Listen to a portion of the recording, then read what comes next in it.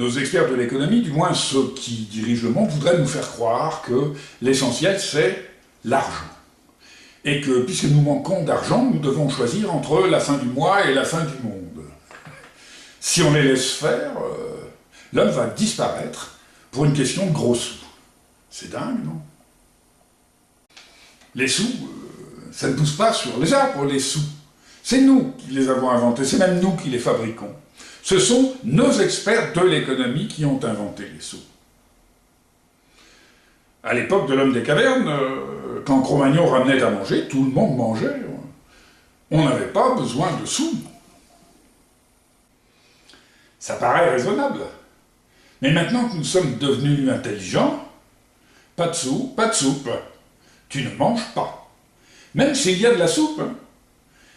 C'est ça, l'économie de nos experts. Bravo l'expert.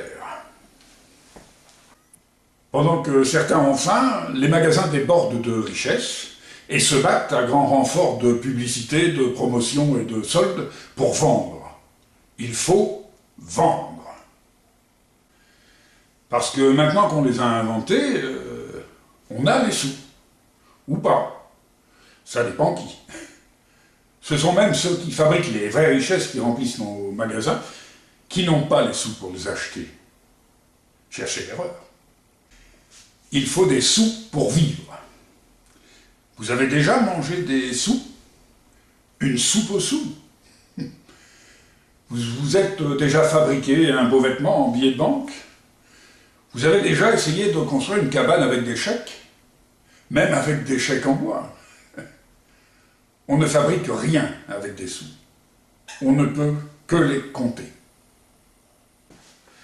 Alors, nos experts de l'économie, intelligents comme ils sont, en ont fait la seule chose qui compte.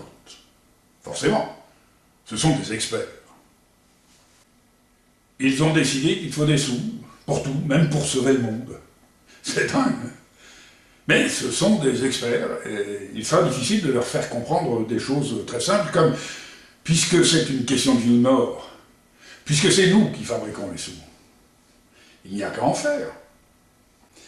Trop simple pour l'expert. Il répondra à inflation, hausse des prix, dévaluation. La réponse est simple. Quantitative easing. C'est quoi ce truc? Ça veut dire qu'on peut fabriquer des milliards de milliards immédiatement quand on veut. Comme lors du krach de 2008. Mais là, c'était pour sauver nos banques. Pour la fin du monde, ils seront moins pressés. Vous êtes pressés, vous, pour la fin du monde? Alors on verra demain. Et vous faites confiance aux économistes? Ce sont eux qui nous condamnent.